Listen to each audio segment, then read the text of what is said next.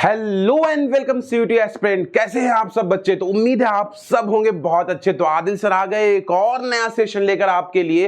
तो प्यारे बच्चों, जैसा कि आपको मालूम है कि हम लोग डे नाइट स्टडी चैनल पे आपको सीयूटी का प्रिपरेशन करवा रहे हैं और प्ले स्टोर पे हमारा ऐप पे हमारा कोर्स लॉन्च हो चुका है। अगर आप सीयूटी के थ्रू चाहते हो बीकॉम ऑनर्स में एडमिशन तो जरूर देखिए हमारा ये सेशन। तो आइए स्टार्ट करते हैं। हम लोग बिजनेस स्टडीज का ये है फर्स्ट चैप्टर में हम लोग nature and significance of management पढ़ रखा था।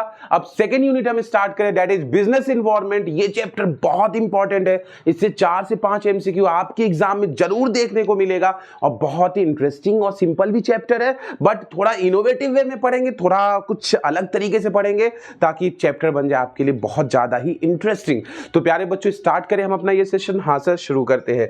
तो आइए चैप्टर के नाम से ही समझते हैं। यहां पे कहता है बिजनेस इन्वायरमेंट। आइए प्यारे बच्चे, बिजनेस इन्वायरमेंट को हम लोग बहुत ध्यान से समझते हैं ताकि आपको बात समझ में आ जाए। देखो बच्चे, एक होता है हमारा बिजनेस। अगर आप सोचो, आप अगर एक छोटे से गोलगप्पा का दुकान खोलो, आपने छोटा सा गोलगप्पा का ठेला ही लगाया मेरे भाई, तो ये गोलगप्पा का ठेला ही अगर आप किसी मार्केट में लगाते हो तो आपके गोलगप्पे के बिजनेस को आपके आसपास का जो इन्वायरमेंट है, इन्वायरमेंट का मतलब होता है ये जो बाउंड्री है, ध्यान समझिए, आसपास का जो माहौल है, क्या वो आपके बिजनेस को इफेक्ट नहीं करेगा?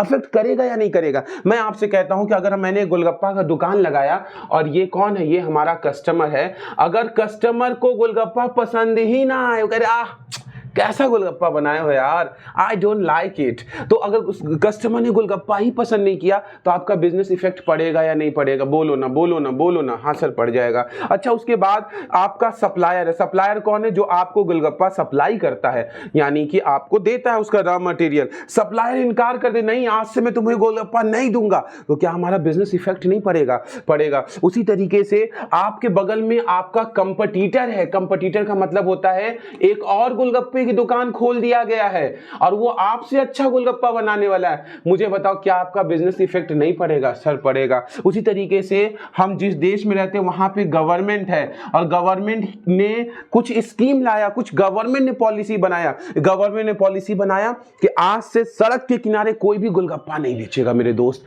अब इससे हमारा बिजनेस इफेक्ट पड़ेगा या नहीं पड़ेगा? सर, बिजनेस इफेक्ट पड़ेगा। उसी तरीके से आप देखिए, उसी तरीके से एक आपका जो ट्रेंड है, लोगों का फैशन है, वो हर दिन बदलता रहता है। आज गोलगप्पा बहुत फेमस है, लोगों को पसंद है, कल को लोगों को लगे यार गोलगप्पा आउटडेटेड हो गया, बेकार हो गया, वो पुराने जमाने का खाना है, आज कौन खाता है? जैसे आज के मॉडर्न जमाने के जो यूथ है ना बच्चे, जो आज हम मॉडर्न जनरेशन है, ये रोटी सब्जी खाना नहीं पसंद करते, इनको चाहिए सैंडविच, पिज्जा, बर्गर, ये सब चीजें चाहिए। तो क्या रोटी सब्जी का डिमांड कम नहीं हो रहा है? आज सैंडविच की दुकानें, पिज्जा और बर्गर की दुकानें आपको हर तरफ मिलेंगे, लेकिन कहीं ढाबा जहां रोटी सब्जी मिलता हो, दाल मिलता हो, वो कहीं बहुत कम हो गए हैं। तो इसका मतलब अगर आप बिजनेस कर रहे हो तो आपके आसपास का जो माहौल है, चाहे वो कस्टमर हो, आपका सप्लायर हो, आपकी गवर्नमेंट की पॉलिसी हो या आपका कंपटीटर हो, आपके बिजनेस को कहीं ना कहीं इफेक्ट तो बहुत बुरी तरीके से या बहुत अच्छी तरीके से करता रहता है। इसी को हम लोग कहते हैं कि ये हमारा बिजनेस इन्वायरमेंट है।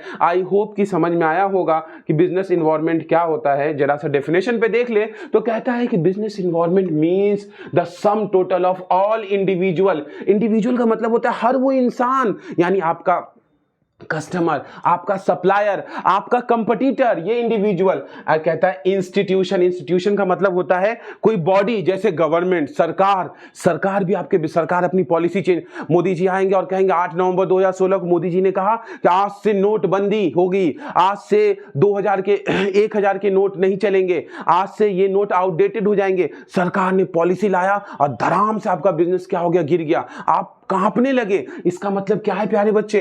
इंस्टीट्यूशन का मतलब जो बॉडी होती है, जो गवर्नमेंट की बॉडी होती है, ये सारे फैक्टर्स हैं जो आपके बिजनेस को कहीं ना कहीं क्या करता है? इफेक्ट करता है, अफेक्ट करता है, बुरी तरीके से भी अफेक्ट करता है, समटाइम अच्छे, इनसे फायदा भी हो सकता है, इनसे घाटा भी हो सकता है। तो कहीं ना कहीं ये बिजनेस हमारे इन सारे माहौल से कहीं ना कहीं खुद को इफेक्ट मानता है। तो इसी को हम लोग कहते हैं बिजनेस इन्वायरमेंट, यानी all those factors which directly और इनडायरेक्टली, जो डायरेक्टली या इनडायरेक्टली हमारे बिजनेस को अफेक्ट करता है, हमारे प्रॉफिट को अफेक्ट करता है, हमारे सेल्स को अफेक्ट करता है, उसको हम लोग कहते हैं प्यारे बच्चे बिजनेस इन्वायरमेंट।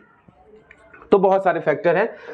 आगे आते हैं। नेक्स्ट हमारा टॉपिक है what are the features of business environment, यानी बिजनेस इन्वायरमेंट में कौन कौन सी बातें हैं जो बहुत इंपॉर्टेंट है। सबसे पहला पॉइंट कहता है, फीचर्स की बात करें, कैरेक्टरिस्टिक्स की बात करें तो पहला है टोटलिटी ऑफ एक्सटर्नल फोर्सेस। इसका मतलब अगर आपका छोटा सा कोई बिजनेस है, आपका गोलगप्पा का बिजनेस है, तो जो बाहरी चीजें आपके बिजनेस को इफेक्ट कर रहा है, एक्सटर्नल का मतलब होता है बाहरी चीजें जो आपके बिजनेस को इफेक्ट कर सकता है, वो क्या हो सकता है? बाहरी चीजें। बाहरी में कौन कौन लोग आ सकते हैं? बाहरी में आपकी गवर्नमेंट आ सकती है, सरकार ने कोई पॉलिसी चेंज कर दिया, सरकार ने कोई नई पॉलिसी लेकर आ गया, डीमोनेटाइजेशन, नोटबंदी कर दिया, जीएसटी ला दिया, डीमोनेटाइजेशन ला दिया, इससे आपका बिजनेस क्या हो जाएगा? इफेक्ट हो जाएगा। तो ये सारी चीजें। उसी तरीके से सोशल फैक्टर होता है, ये तो पॉलिटिकल हो गया, सोशल फैक्टर सामाजिक चीजें, जैसे कोई फेस्टिवल आ गया, होली आ गया, ईद आ गया, दिवाली आ गया, ये सब फेस्टिवल आएंगे, आपका बिजनेस इफेक्ट हो जाएगा। आपकी मिठाई की दुकान है, कोई फेस्टिवल आया, आपका मिठाई खूब ढेर सारा बिकना शुरू हो गया।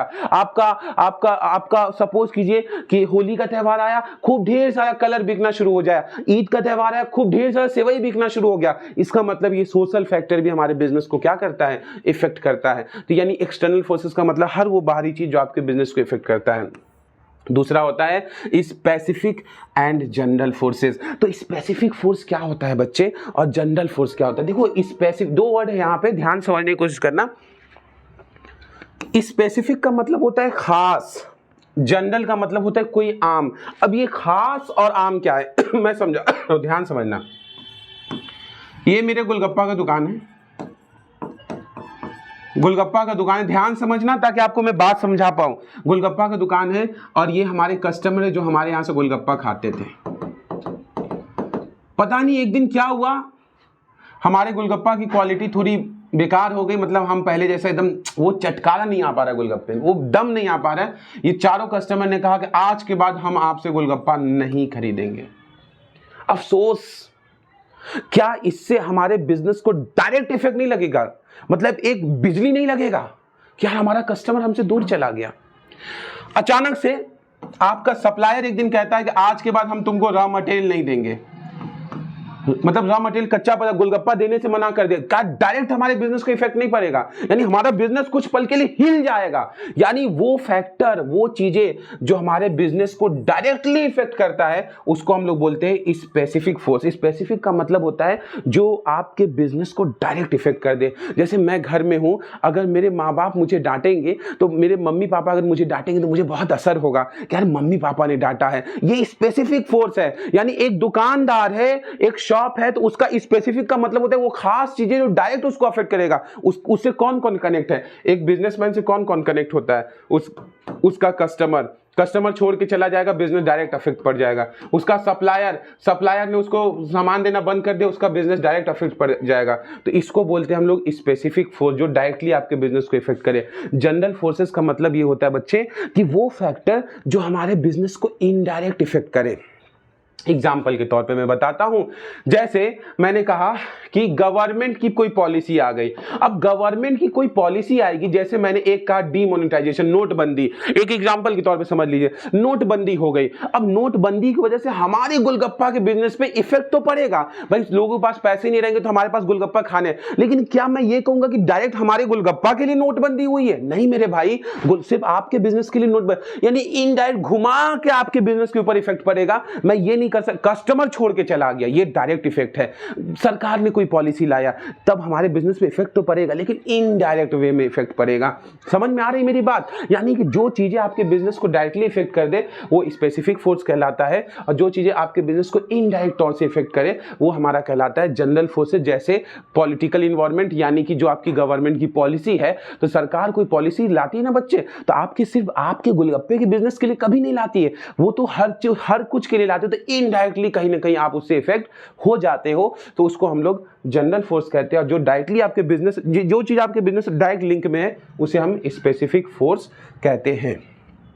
जैसे अगर हम स्पेसिफिक फोर्स की बात करें तो स्पेसिफिक फोर्स में आपका इन्वेस्टर यानी जो जिसने आपके बिजनेस में पैसा लगाया वो पैसा ही निकाल ले, बोले नहीं लगाएंगे पैसा, आपका बिजनेस हिल जाएगा। आपका कस्टमर है, आपका कंपटीटर आपके दुकान के बगल में ही कोई दुकान खोल दे, आपका बिजनेस हिल जाएगा। आपका सप्लायर सामान देना बंद कर दे, आपका बिजनेस हिल जाएगा। ये स्पेसिफिक फोर्स है। जनरल फोर्स की बात करें तो आपका सोशल, आपका समाज बदल रहा है, तो समाज के बदलने से समाज का ट्रेंड बदल गया, समाज की सोच बदल गई, उससे भी आपका बिजनेस, समाज में कोई नया त्योहार आ गया, कोई पुराना त्योहार आ गया, कोई नई फेस्टिवल आ गई, तो इस सोशल फैक्टर की वजह से आपका बिजनेस तो इफेक्ट करेगा, लेकिन इनडायरेक्ट वे में। वो खासकर सिर्फ आपके गोलगप्पे के लिए नहीं आया, वो पूरे समाज के लिए आया। उसी तरीके से सरकार बदल गई, कानून कुछ नया आ गया, टेक्नोलॉजी चेंज हो गई, तो ये सब चीजों से बिजनेस इफेक्ट करेगा, लेकिन इनडायरेक्ट तौर से, डायरेक्ट तौर से नहीं। फिर आता है तीसरा पॉइंट है, that is inter relatedness. Inter relatedness का मतलब बच्चे ये होता है कि आपके बिजनेस इन्वायरमेंट में एक चीजें, एक फैक्टर दूसरे फैक्टर को कहीं ना कहीं क्या इंटर रिलेटेड होता है। इंटर रिलेटेड का मतलब एक चीज की वजह से दूसरी चीज अफेक्ट हो जाता है। नहीं समझ में आया सर? मैं बता रहा हूं, अगर आपका इनकम बढ़ जाए, मैं इसको थोड़ा सा एग्जांपल से समझाता हूं। आप मुझे एक बात बताइए, अगर किसी पर्सन का इनकम बढ़ जाए तो उसका स्टैंडर्ड ऑफ लिविंग क्या हो जाएगा? स्टैंडर्ड ऑफ लिविंग यानी कि रहने सहने का अंदाज, तरीका क्या हो जाएगा? वो भी क्या हो जाएगा? यानी आपके इनकम के बढ़ने से आपकी लिविंग स्टैंडर्ड क्या हो जाएगी? बहुत अच्छी हो जाएगी। अगर आपका इनकम घट जाए तो आपका लिविंग स्टैंडर्ड भी क्या हो जाएगा? घट जाएगा। अगर आपका इनकम बढ़ जाए तो आप मॉरिशस निकल जाएंगे घूमने। अगर आपका इनकम घट जाए तो आप अपने घर के बगल के पार्क में जाएंगे घूमने, या घूमने ही नहीं जाएंगे। यानी इंटर रिलेटेडनेस का मतलब होता है बिजनेस में, हमारे बिजनेस में भी एक चीज दूसरी चीजों पे डिपेंड होता है। आपको बात समझ, जैसे मैं थोड़ा सा एग्जांपल दूं, जब से ये जो यूथ है, ये जो यंग जनरेशन है, जब से ये थोड़े हेल्थ कॉन्शियस हुए, हेल्थ कॉन्शियस, देखो यही यंग जनरेशन जो पहले कहते कि पिज्जा खाएंगे, बर्गर खाएंगे, यही सब तो मजा आ रहा है, फिर इनको थोड़ा सा इंस्टाग्राम का इन्होंने रील देखा, नहीं you have to secure about your health ना, आपको अपने हेल्थ के बारे में सोचना चाहिए वरना आप बीमार हो जाओगे। तो ये यंग जनरेशन ने क्या किया, अब कहा कि हाँ यार अब मुझे अपने हेल्थ के बारे में सोचना है। तो अब ये हेल्थ कॉन्शियस जब होंगे ना तो जूसेस का डिमांड बढ़ जाएगा। यानी मैं देखिए बिजनेस कैसे काम कर रहा है, बिजनेस आपके माइंडसेट पे मेरे भाई। जब एक बहुत बड़ी आबादी, बहुत बड़ा पॉपुलेशन हेल्थ कॉन्शियस हो जाता है तो पता है क्या होता है, उस एरिया के जूसेस के डिमांड, लेमन जूस, ये जूस, गन्ने का जूस का डिमांड क्या होगा, अपने आप बढ़ जाता है। ये देखो बिजनेस इन्वायरमेंट एक दूसरे से कैसे इंटर रिलेटेड है। उसके बाद आता है बच्चे डायनेमिक नेचर। डायनेमिक नेचर का मतलब होता है कि आपका बिजनेस इन्वायरमेंट हर दिन बदल रहा है। हर दिन बदलने का मतलब क्या है, एक जमाना था जब हम कीपैड सेट चलाते थे, जमाना बदला हम स्मार्टफोन पे आ गए, जमाना और बदला वाईफाई कनेक्शन हो गया, जमाना और बदला आर्टिफिशियल इंटेलिजेंस आ रहा है। इसका मतलब जैसे जैसे जमाना बदल रहा है, टेक्नोलॉजी बदल रही है, कंज्यूमर के डिमांड भी क्या हो रहे हैं, चेंज हो रहे हैं, उसके अकॉर्डिंग आपको अपने बिजनेस को भी क्या करना होगा, चेंज करते रहना होगा। एक जमाना था लोग कैश में पेमेंट करते थे, आज हर तरफ ऑनलाइन पेमेंट है, लोग फोन पे कर रहे हैं, गूगल पे कर रहे हैं। आपने अपने बिजनेस का मोड बदल दिया, अब हर जगह बारकोड लगा हुआ है। अनसर्टेनिटी, बिजनेस इन्वायरमेंट में कुछ भी चीज सर्टेन नहीं है, फिक्स नहीं है, कभी भी कोई भी घटना आपके साथ हो सकता है। मैं आज बिजनेस कर ही रहा था, खबर मिली कोरोना के मरीज आ रहे हैं, पूरा देश अचानक से लॉक हो गया, और लॉक होने से बिजनेस अनसर्टेन, धड़ाम से मेरा बिजनेस गिर गया। यानी बिजनेस इन्वायरमेंट में बहुत सारा अनसर्टेनिटी है, यानी कुछ भी कभी भी कैसे भी घटना घट जाएगा और हम कुछ नहीं कर पाएंगे, हमारे हाथ बंधे हुए रह जाएंगे, हम असहाय, हेल्पलेस हो जाएंगे। तो इसका मतलब अनसर्टेनिटी का मतलब समझ में आया, कभी भी कुछ भी बिजनेस में हो सकता है। कंप्लेक्सिटी का मतलब होता है कि हमारे बिजनेस इन्वायरमेंट बहुत कॉम्प्लेक्स है, किस चीज की वजह से क्या हो जाए नहीं पता। इसका एक एग्जांपल मैं देता हूं, कॉम्प्लेक्स, आप बताइए, कॉम्प्लेक्सिटी समझिए। मैं कहूं कि पेट्रोल का दाम बहुत बढ़ गया, पेट्रोल के दाम बढ़ने से सब्जी महंगा हो गया। अब ये कॉम्प्लेक्सिटी समझिए, कहां पेट्रोल का दाम बढ़ा, सब्जी महंगा हो गया। सर बात नहीं समझ, पेट्रोल से सब्जी, what are you saying sir, ये क्या कह रहे हैं आप, हम बढ़ेगा ना। पेट्रोल महंगा हुआ, पेट्रोल से चलती है ट्रक, ट्रक में आता है सब्जी, जब ट्रक का कन्वीनियंस चार्ज यानी ट्रक से सामान ले जाने आने का चार्ज क्या होगा, बढ़ेगा, क्योंकि पेट्रोल महंगा हो गया। जब पेट्रोल महंगा हुआ तो कन्वीनियंस बढ़ा, जब कन्वीनियंस बढ़ा तो लोगों ने उसका चार्जेज किस पे इंपोज करेंगे, किससे निकालेंगे, सब्जी से, सब्जी महंगा हो गया। यानी बिजनेस इन्वायरमेंट का इफेक्ट समझना बहुत मुश्किल है, एक चीज की वजह से कहां कनेक्ट होकर किस चीज पे इंपैक्ट पड़ जाए, इसको हम लोग कॉम्प्लेक्सिटी बोलते हैं। नेक्स्ट आता है हमारा रिलेटिविटी। रिलेटिविटी का मतलब प्यारे बच्चे ये होता है कि business environment area to area, country to country, region to region, region to region क्या होता रहता है, चेंज होता रहता है। मतलब सर थोड़ा एग्जांपल दीजिए ना। आपको मैं बताऊं, अगर आप पंजाब में जाते हो तो वहां पे मक्के की रोटी और साग का डिमांड बहुत ज्यादा है। वही आप कैलिफोर्निया में चले जाएंगे तो वहां पे पिज्जा बर्गर का डिमांड बहुत ज्यादा है। उसी तरीके से अगर आप देखेंगे इंडिया में, जिस तरीके से इंडिया में साड़ीज का डिमांड बहुत ज्यादा है, उसी तरीके से आप वेस्टर्न कंट्रीज में जाएंगे तो वहां पे वेस्टर्न क्लोथ्स का डिमांड ज्यादा है। यानी आप एरिया जब बदलते हैं, रीजन जब बदलते हैं, तो आपकी चीजों का डिमांड भी क्या होता रहता है, चेंज होता रहता है। आप देखेंगे कि इंडिया में आज भी लोग देसी फूड खाना पसंद करते हैं, रोटी सब्जी दाल, लेकिन आज फॉरेन में आप चले जाएंगे तो वहां पिज्जा बर्गर से ही लोग नाश्ता करते हैं और खाना खाते हैं। इसका मतलब रिलेटिविटी का मतलब होता है जब जब एरिया बदलेगा, स्टेट बदलेगा, कंट्री बदलेगा, तो आपका डिमांड भी क्या हो जाएगा, चेंज होता रहता है। अगला टॉपिक है इंपॉर्टेंस ऑफ बिजनेस इन्वायरमेंट। इसका मतलब बिजनेस इन्वायरमेंट को, अच्छा एक बीइंग, मैं आपसे एक सवाल करता हूं कि अगर suppose if you are a businessman, अगर आप एक बिजनेसमैन हैं, यानी आप एक आप बिजनेस चला रहे हो, तो उस बिजनेस चला रहे हो तो क्या आपके लिए जरूरी नहीं कि आप अपने इन्वायरमेंट को हमेशा, एक चीज समझिए, एक पॉइंट इसमें मुझे आ रहा है समझ में, वो क्या होता है, एक टर्म इस्तेमाल हुआ है जिसको कहते हैं हम लोग इन्वायरमेंट स्कैनिंग।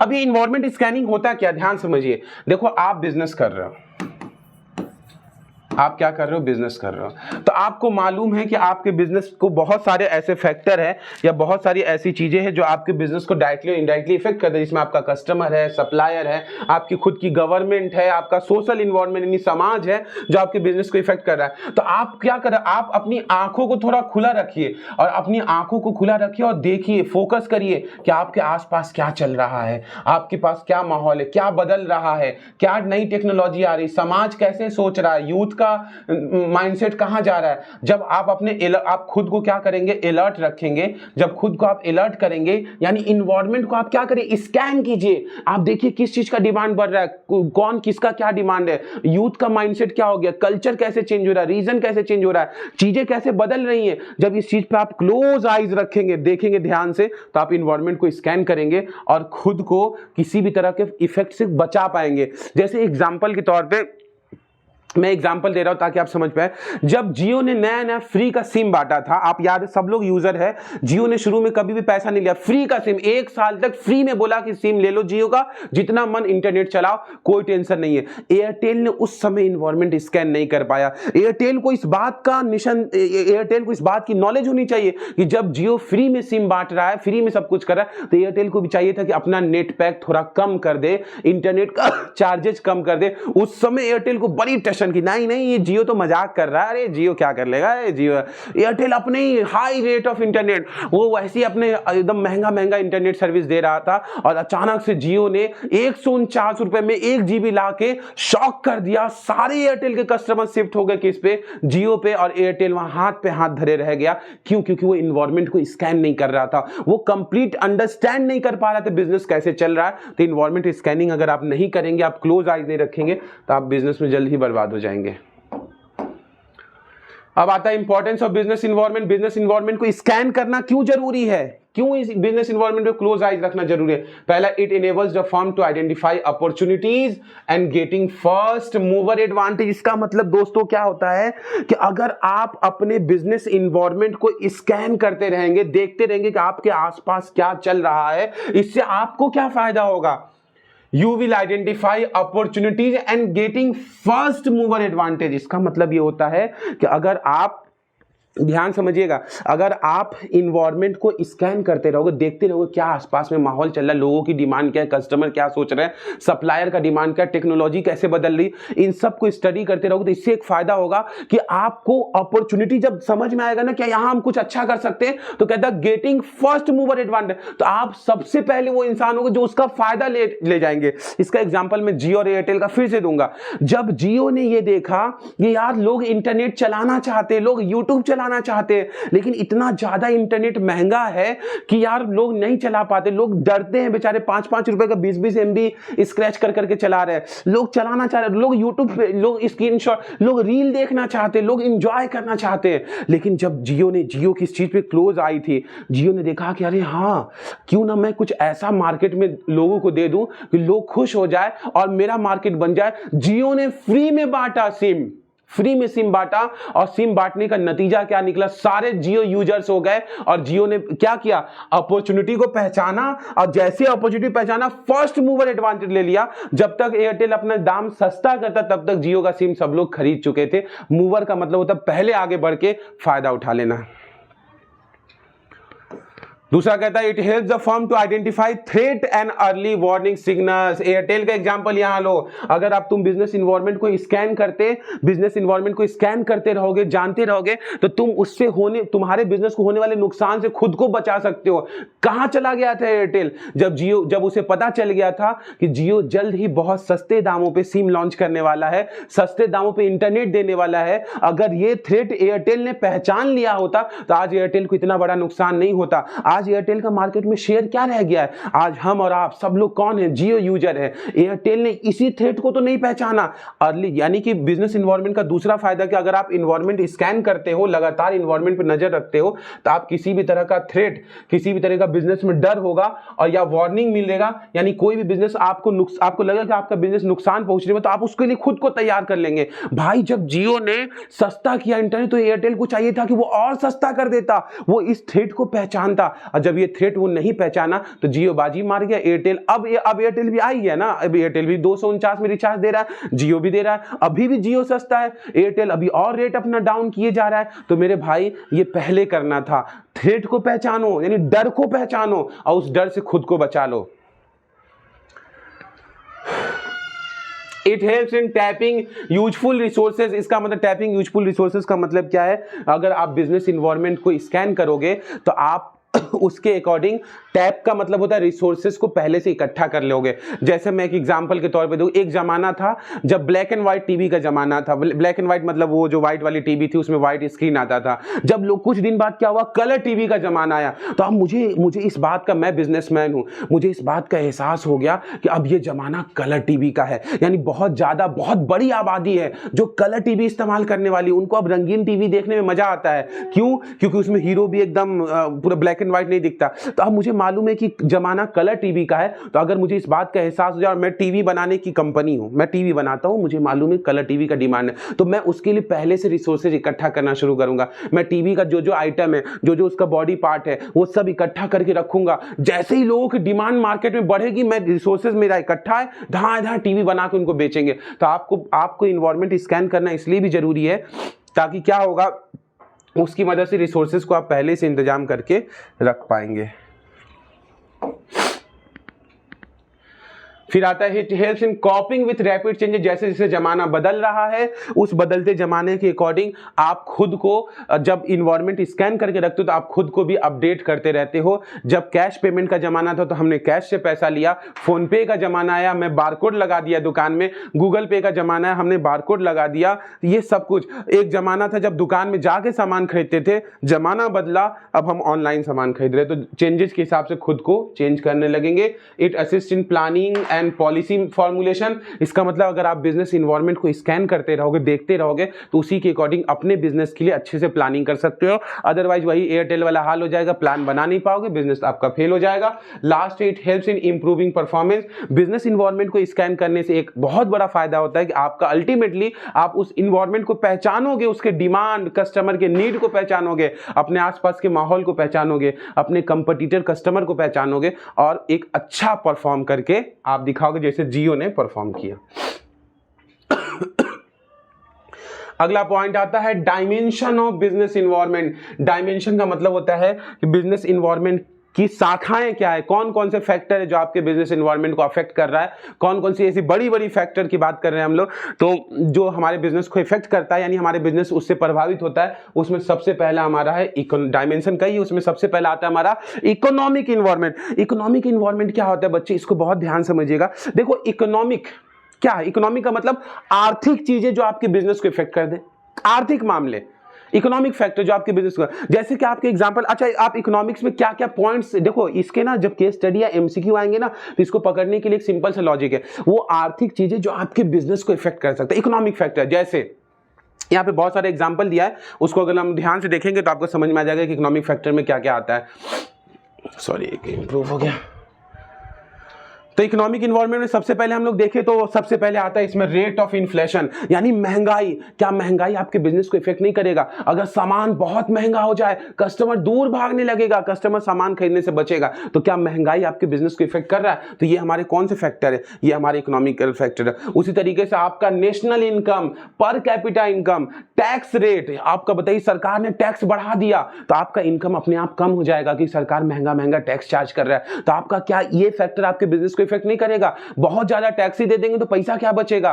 टैक्सी लोग ज्यादा दे देंगे तो वो खरीदेंगे क्या आपसे सामान? ना दुकानदार आपको बेचेगा क्या जब सारा इनकम वो टैक्सी पे कर देगा? तो कहीं ना कहीं आपका बिजनेस, पर कैपिटा इनकम यानी हर इंसान की जो कमाई है देश में, वो ये भी तो इकोनॉमिक फैक्टर है। मेरी कमाई ही नहीं है तो मैं क्या सामान खरीदूंगा? तो ये सब जीडीपी, ग्रॉस डोमेस्टिक प्रोडक्ट, उसके बाद आपका डिस्ट्रीब्यूशन ऑफ वेल्थ, अमीर बहुत अमीर होता जा रहा है, गरीब बहुत गरीब होता जा रहा है, ये भी फैक्टर है जो आपके बिजनेस को इफेक्ट करेगा। ये सब इकोनॉमिकल फैक्टर। इकोनॉमिकल मतलब आपके इकोनॉमिक्स के जितने भी चैप्टर है ना, जैसे कि आप मैक्रो इकोनॉमिक्स में नेशनल इनकम हो गया, एग्रीगेट डिमांड हो गया, मनी हो गया, बैंकिंग हो गया, फॉरेन एक्सचेंज रेट हो गया, ये सारी चीजें कहीं ना कहीं आपके बिजनेस से कनेक्टेड है और डायरेक्टली और इनडायरेक्टली आपके बिजनेस को क्या करता है? इफेक्ट करता है।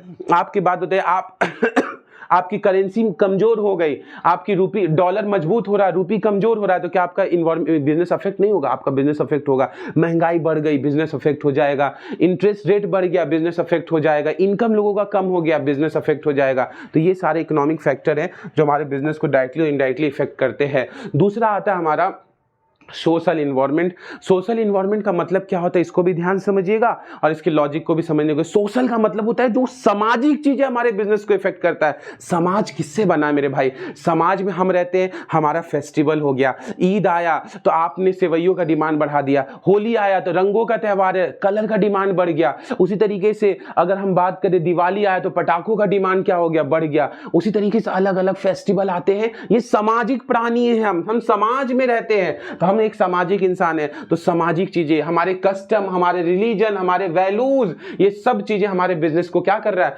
कहीं हमारे ट्रेंड्स चेंज होते हैं। एक जमाना हम एक हीरो को देखते हैं कि बाल ऐसे कटा तो हम भी बाल वैसे कटवा लेते हैं, हम ट्रेंड्स को फॉलो करते हैं। एक जमाना था जब लोग नॉर्मली इंडियन क्लॉथ्स, जिसको बोलते हैं इंडियन कपड़े, लोग पहनना पसंद करते थे।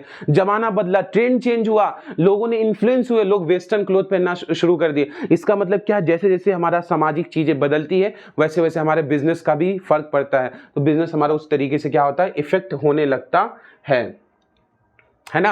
उसी तरीके से अगर हम बिजनेस के और भी सोशल पहलू की बात कर ले तो सोशल पहलू में हमारा क्वालिटी ऑफ लाइफ। अब लोग कहते हैं कि मुझे अच्छी जिंदगी जीना है, मुझे खूब कमाना है, तो जब खूब कमाएंगे तो खूब खर्च करेंगे, बिजनेस इफेक्ट। लाइफ एक्सपेक्टेंसी, आज लोगों ने अपने लोगों के पास इलाज के लिए या हेल्थ सेक्टर की बात करते हैं, तरह तरह की इलाजें हैं, तरह तरह के इलाज आने की वजह से तरह तरह के बिजनेस की अपॉर्चुनिटी खुले, ये जांच, वो ब्लड जांच, तो लाइफ एक्सपेक्टेंसी बढ़ रही है तो बिजनेस में आपका उसका कहीं ना कहीं इफेक्ट हो रहा है। उसी तरीके से composition of family. Composition of family का मतलब होता है कि हमारे फैमिली में कई तरह की चीजें हैं कि भाई हमारे फैमिली में वुमेन्स भी काम कर रही है, मेल्स भी काम कर रहे हैं, बच्चे अलग अलग तरीके से काम कर रहे हैं, एजुकेशन सेक्टर चल रहा है। ये सोशल है, कस्टम है, हमारे रिलीजन है, हमारी बिलीफ्स है, ये सब चीजें हमारी धारणा है, ये सब चीजें हमारे बिजनेस को कहीं ना कहीं क्या कर रहा है? इफेक्ट तो कर रहा है। लाइफ स्टाइल, आपके जीवन जीने का अंदाज, आपकी शैली आपके बिजनेस को इफेक्ट करता है। आप कहते हो कि no I am very much health conscious, मैं बहुत हेल्थ कॉन्शियस हूं,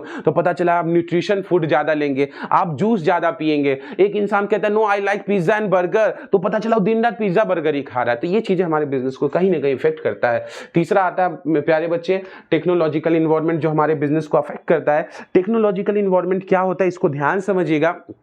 टेक्नोलॉजिकल का मतलब होता है कि डे बाय डे नई नई मशीन आ रही, नई नई टेक्नोलॉजी आ रही, नई नई टेक्निक्स आ रही। फोन पे, गूगल पे, रैपिडो, बाइक, अब तो आ गया कि ऑनलाइन बाइक बुक करो, अमेजॉन से सामान मंगवा रहे, फ्लिपकार्ट से सामान मंगवा रहे, मशीन बदल जा रहा है, बाइक बुक करके बाइक वाला में घुमा रहा है, OLX सामान खरीदने बेचने को OLX का इस्तेमाल कर रहा है। ये सब टेक्नोलॉजी है जो हमारे बिजनेस को कहीं ना कहीं इफेक्ट करता है। उसके बाद हम लोग बात कर ले पॉलिटिकल इन्वायरमेंट, यानी कि जब देश में सरकार बदलती है, कॉन्स्टिट्यूशन में अमेंडमेंट्स होते हैं, सरकार जब आती है तो वो सरकार नई नई स्कीम लाती है जो हमारे बिजनेस को कहीं ना कहीं इफेक्ट करता है। जैसे जब मोदी जी आए थे तो मेक इन इंडिया प्रोजेक्ट लाया, यानी मेक इन इंडिया एक स्कीम था, government of India make in India, और इस तरीके से स्वच्छ भारत अभियान, सफाई का अभियान लाया। तो सफाई, जब स्वच्छ भारत अभियान, तो झाड़ू का डिमांड बढ़ गया मार्केट में। मेक इन इंडिया प्रोजेक्ट आया तो नई नई इंडस्ट्री खुलना शुरू हो गया, नई नई इंडस्ट्री खुली तो स्टील का डिमांड बढ़ गया, रोड का, कंस्ट्रक्शन का, प्लेस का, जगह का, लेबर का डिमांड बढ़ गया। तो कहीं ना कहीं ये सब क्या आया, ये सब गवर्नमेंट अपनी जो जो नई नई पॉलिसी लाती है, उस पॉलिसी की वजह से भी कहीं ना कहीं हमारा बिजनेस क्या हो रहा है, अफेक्ट करता है। तो ये आपको समझ में आया। स्वच्छ भारत अभियान, make in India project. Make in India project क्या था, जिसमें हम छोटे छोटे स्मॉल, जो छोटे छोटे बिजनेसमैन थे उनको हम बूस्टअप करने की कोशिश कर रहे थे। ये छोटे बिजनेसमैन, इनको कुछ पैसा दो ताकि ये छोटी छोटी बिजनेस लगाए, ये खुद कमाए, सेल्फ सफिशिएंट बने, दूसरे पे डिपेंडेंस ना हो इनका। तो इसको हम लोग बोलते हैं आपका कौन सा इन्वायरमेंट है, पॉलिटिकल इन्वायरमेंट। फिर आता है हमारा लीगल इन्वायरमेंट। लीगल का मतलब होता है कानूनी मामले, कानून का, लीगल का मतलब होता है जो जुडिशरी से रिलेटेड है, जो हमारे अदालत से रिलेटेड, जो अदालत कानून बनाती है। जैसे कि आप लोग पढ़ते हैं कंज्यूमर प्रोटेक्शन एक्ट, यानी कंज्यूमर को प्रोटेक्ट करने के लिए कानून बनाया गया। कोई कंज्यूमर को खराब सामान नहीं देगा, कोई कंज्यूमर को लूटेगा नहीं, कोई कंज्यूमर के साथ गलत सामान नहीं बेचेगा, कोई कंज्यूमर को फोर्स नहीं करेगा। उसी तरीके से कानून, कई सारे कानून बनाए। जैसे एक हम बिजनेस कर रहे हैं, तो जैसे कि हम बता रहे हैं, जैसे कोई इंसान इल्लीगल बिजनेस नहीं कर सकता है, ये क्या है, ये कानून है। तो अब जो इल्लीगल बिजनेस का कानून बन गया, तो जब कोई इल्लीगल बिजनेस करेगा तो गवर्नमेंट उसके ऊपर पेनाल्टी चार्ज करेगी, उसको जेल में भर देगी, दिमाग उसका सही हो जाएगा। ये लीगल है, ये कानूनी मामले है। उसी तरीके से मैं आपको एक और चीज बताऊं, कानूनी मामले, फैक्ट्रीज एक्ट, यहां लिखा ना फैक्ट्री, जो हमारी फैक्ट्रियां कैसे चलेगी, फैक्ट्री को किन किन रूल्स को फॉलो करना होगा। फैक्ट्री से अगर पॉल्यूशन निकल रहा तो पॉल्यूशन कंट्रोल पे भी कानून बनाया गया है। उसी तरीके से फैक्ट्री में जो लेबर काम करे, उन लेबर के लिए भी लॉ बनाए गए कानून की। लेबर को आपको कैसे टेक केयर करना है। इन्हें की लेबर मशीन में काम करता, छोड़ दिए, जैसे काम करना पता चला हाथ पैर कट के उसका आ गया। तो लेबर लॉज बने, लेबर के लिए भी कानून, कैसे उसकी सेफ्टी को ध्यान में रखा जाए। तो लीगल मामले हैं जो कानूनी शक्ल लेता है, जिसे कंपनीज एक्ट है, पार्टनरशिप एक्ट है, ये सब कानून है। इस कानून को हमें क्या करना होगा, फॉलो करना होगा। अगर ये कानून हम फॉलो नहीं करते हैं तो कहीं ना कहीं हमें सजा मिलेगा। एक एग्जाम्पल मैं देखो, आपको एग्जाम्पल दूंगा। आपने तंबाकू यानी टोबैको का पैकेट देखा है लिखा रहता है कि तंबाकू से कैंसर होता है, टोबैको कॉजेज कैंसर। आपने कभी सोचा है कि सर ये तंबाकू बेचने वाली कंपनी अपने ही पैकेट पे ऐसा लिखेगी तंबाकू से कैंसर होता है? अगर ऐसा वो लिखेगी तो कहीं ना कहीं उसी का तो बिजनेस इफेक्ट हो रहा है। मतलब उसमें एक कैंसर का पेशेंट का फोटो भी बना, बहुत भद्दा सा फोटो बना रहता है। आप सोचिए वो क्यों लिखता है? क्योंकि कानून है, लीगल है कि आप अगर कोई ऐसी नशीली पदार्थ बेचते हैं तो आपको इंडिकेट करना होगा कि उससे, ये कानून, लॉ की बातें हैं। लॉ की बातें याद रखिए, जो जुडिशरी, जो कानून बनाते हैं, हमारे कॉन्स्टिट्यूशन में जो लॉज बनते हैं, वो लॉज किसी से, कंज्यूमर को प्रोटेक्शन के लिए भी लॉज बनाए गए हैं कि अगर किसी कंज्यूमर के साथ फ्रॉड होता है तो डिस्ट्रिक्ट फोरम में जाके कंप्लेन कर सकता है, स्टेट में जाएगा, नेशनल में जाएगा, सुप्रीम कोर्ट तक जा सकता है। उसी तरीके से तंबाकू को लेकर कानून है कि अगर आप कोई नशीली सामान बेच रहे हैं तो उसमें आपको लिखना होगा कि तंबाकू से कैंसर होता है, ताकि उसे अलर्ट हो कि ये खाएंगे तो कैंसर हो सकता है। अच्छा, उसके बाद हमारा आता है इकोनॉमिक रिफॉर्म्स आफ्टर 1991। ये एक काम करता है एलपीजी पॉलिसी। बच्चे ये जो देखो एलपीजी पॉलिसी का पूरा है ना, ये कंटेक्स्ट दिया हुआ है। मैं क्या करूंगा, ये सब समझाऊंगा आपको, घबराइएगा नहीं। पूरी एलपीजी पॉलिसी आपको समझाऊंगा, लेकिन ऐसे नहीं, ये सब कुछ दिया हुआ है, ध्यान समझना। हाँ, एक सेकेंड, ये हो गया, ये हो गया। चलिए अब एलपीजी पॉलिसी की पूरी कहानी समझिए पहले। इसको बोलते हैं हम लोग न्यू इकोनॉमिक रिफॉर्म्स सिंस 1991। पहले ना इसकी पूरी कहानी में बोर्ड पे समझाता हूं, और समझाने के बाद जब आपको सारा पॉइंट अच्छे से क्लियर हो जाएगा तो आप जाके बस पीडीएफ में वो पॉइंट सब जो मैं समझाऊंगा वो पीडीएफ में आपका लिखा रहेगा, आप जाके बस वो स्टडी कर लेंगे, आपको हो जाएगा। पहले मैं इसकी पूरी स्टोरी, मैं नहीं चाहता हूँ कि लाइन बाय लाइन पढ़ के समझाओ, मैं चाहता हूँ इसकी पूरी बैकग्राउंड आपको बता दो, पूरी स्टोरी क्लियर करवा दूं, उसके बाद खुद ही आग लग जाएगा और चीजों को आप समझ पाएंगे। तो अब एलपीजी पॉलिसी आया कहां से, उसको ध्यान समझिएगा। हमारा देश 1947 में आजाद हुआ और हम 200 साल तक किसके गुलाम थे? कौन हमारे ऊपर राज करता था? हमारे ऊपर ब्रिटिशर्स ने राज किया था। फाइनली 1947 में हमारे देश को आजादी मिलती है। जैसे ही हमारा देश आजाद होता है, हमारी देश की जो गवर्नमेंट है, ध्यान समझिएगा ताकि आपको समझ, हमारी देश की गवर्नमेंट जो है वो कहीं ना कहीं किस में आ जाती है? पावर में आ जाती है, उसके पास कहीं ना कहीं राजतंत्र आ जाता है। अब चूंकि उस समय प्राइवेट सेक्टर का उतना रुझान नहीं था, जो रुझान था वो गवर्नमेंट सेक्टर का था, यानी सरकार को ही सारे कानून, सारे रूल्स एंड रेगुलेशन बनाने थे, सरकार को ही देश चलाना था। अब गवर्नमेंट सेक्टर ने कुछ चीजें किया जो यार सही नहीं था। गवर्नमेंट सेक्टर ने कुछ चीजें बनाई, ध्यान से मैं शॉर्टकट में बता रहा हूं ताकि आपको ये पॉलिसी, न्यू इकोनॉमिक रिफॉर्म की पॉइंट समझ में आए, ध्यान समझिए।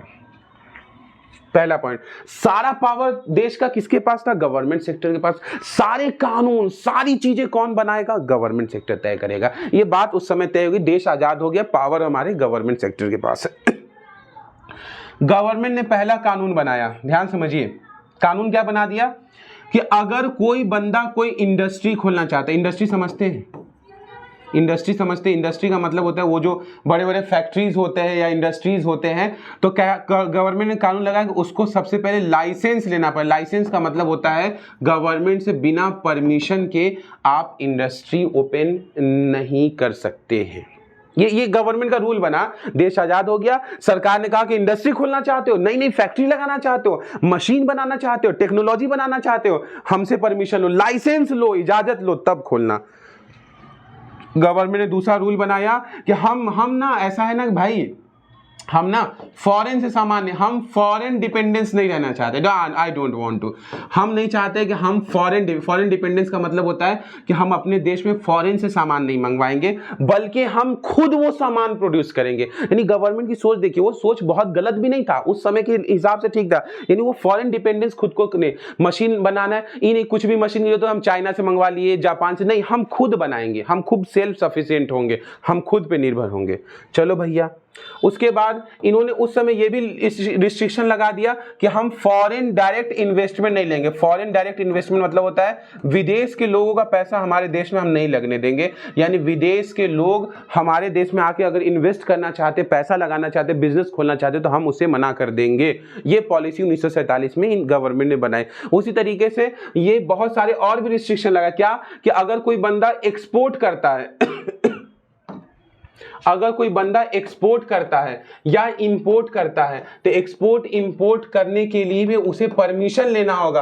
और परमिशन लेने का मतलब क्या है ना, उसमें भी गवर्नमेंट ने लिमिट तय कर दिया था। लिमिट समझते हो? लिमिट का मतलब 500 करोड़ से ऊपर एक्सपोर्ट नहीं कर सकते, 200 करोड़ से ऊपर इंपोर्ट नहीं कर सकते, एक फिक्स कर दिया। यानी एक एक चीज के लिए पहले तो भैया सरकार से लीजिए आप परमिशन। उसके बाद अगर कोई मशीन मंगवाना है फॉरेन से, तो उसके लिए भी आप सरकार से क्या करना होगा? परमिशन लेना होगा। उस समय प्राइवेट सेक्टर का जीना सरकार ने हराम कर दिया, यानी प्राइवेट सेक्टर का जीना जो है वो एकदम खराब हो गया। प्राइवेट सेक्टर तो बेचारा सोचता था कि मर ही जाते तो अच्छा होता, क्या मतलब यहाँ पे सिस्टम नहीं समझ, रो रहा है बेचारा, एकदम परेशान हो गया। यार इतनी रिस्ट्रिक्शन, इतनी पॉलिसी, लाइसेंस लो तो ये लो। उसके बाद गवर्नमेंट ऑफ इंडिया एक और काम करती थी, पता है क्या करती थी? बाहर से जब कोई सामान जैसे मैं एक बिजनेसमैन हूं, मैंने सोचा यार चाइना से एक मशीन मंगवाया जाए। अब जब मैं चाइना से मशीन मंगवा रहा हूं ना, तो सरकार बॉर्डर पे उस मशीन को रोक देती थी और कहता अच्छा चाइना से, अब उस पे ले टैक्स। पता चला 1 लाख की मशीन है, वो 5 लाख का पहुंच रहा है मेरे पास। क्यों? तो सरकार ने उस पर इंपोर्ट लगा। इंपोर्ट ड्यूटी समझते हो? इंपोर्ट का मतलब, इंपोर्ट मतलब सामान को लाना, उस पर ड्यूटी मतलब टैक्स लगा देना। खूब सारा टैक्स लगा देते, सामान महंगा हो जाता था। यार एक ऐसा परेशान कर दिया गवर्नमेंट ने कि यार अब जिसे लगा कि यार इसमें तो बिजनेस कर ही नहीं पाएगा। और अच्छा, उसके बाद और भी प्रॉब्लम, ध्यान समझिएगा। जो गवर्नमेंट सेक्टर चल रहे थे, जैसे आज के टाइम में भी है, उस टाइम में वही गवर्नमेंट सेक्टर के जो एम्प्लॉय थे वो काम नहीं करते थे, बैठ के बस सैलरी लेते थे। उनका एम्प्लॉय का हाल ये था कि बस काम करना नहीं है, बैठे बैठा इनको सैलरी चाहिए भरपूर कमाने का एक सिस्टम इन्होंने बना लिया कि बस पैसा भरपूर कमाना है, आप कोई टेंशन नहीं लेना। यानी कि गवर्नमेंट का हाल इतना खराब हो गया कि बेचारी गवर्नमेंट सोच रही थी कि मर ही जाते तो बेहतर। नहीं, गवर्नमेंट नहीं, मतलब वहाँ की जो जनता है या जो प्राइवेट सेक्टर है वो एकदम रो के रह जाती और एकदम सिसक के रोती कि यार हम करें तो क्या, इतनी पॉलिसी, एक्सपोर्ट नहीं कर सकते तो इंपोर्ट नहीं कर सकते तो लाइसेंस लेना पड़ेगा। अगर आपके पास एक इंडस्ट्री है और आप चाहते हैं कि 2-3 इंडस्ट्री और खोल ले, प्राइवेट की मैं बात कर रहा हूं, तो उसके लिए भी परमिशन लो। भैया हम नहीं करेंगे बिजनेस, हम जा रहे हैं यार, नहीं हम परेशान हो गए यार, हम नहीं करेंगे बिजनेस, हम नहीं। ये हालत हो गया हमारे प्राइवेट सेक्टर का। नहीं देखा गया जब ये सिस्टम बहुत ज्यादा एक्सेस हो गया, इससे क्या हुआ, हमारे कंट्री की जीडीपी गिरने लगी, हमारी इनकम ध्वस्त हो गया, क्योंकि इतनी रिस्ट्रिक्शन आपने लगा दिया सर कि आप एकदम परेशान। उसी के बाद सन 1991 की बात है, 1991,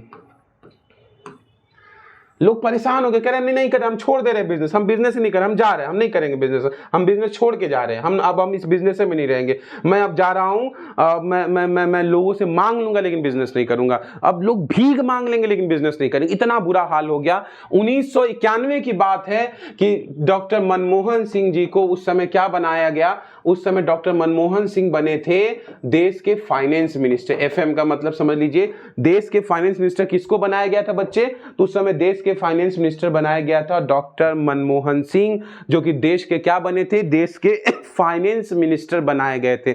जब वो आए तो देखे कि देश का हालत तो बहुत खराब है, जीडीपी गिर रही है, प्राइवेट सेक्टर परेशान है, लाइसेंस लो तो ये लो तो इंपोर्ट, बाहर से सामान नहीं मंगवा सकते, यहां से सामान एक्सपोर्ट नहीं कर सकते।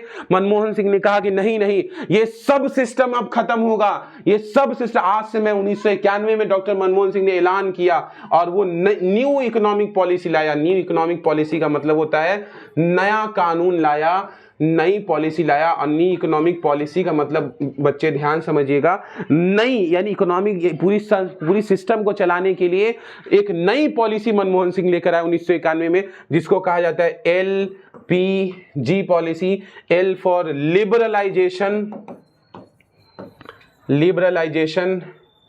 P for privatisation and G for globalisation. ये 3 टर्म समझ जाइए, LPG आपका खत्म हो जाएगा, बहुत डिटेल में क्वेश्चन नहीं है। बस ये सबसे पहला मनमोहन सिंह ने कहा लिबरलाइजेशन। लिबरल का मतलब क्या होता है, लिबरल का मतलब होता है फ्री फ्रॉम क्या, फ्री किन चीजों से, फ्री फ्रॉम रिस्ट्रिक्शंस।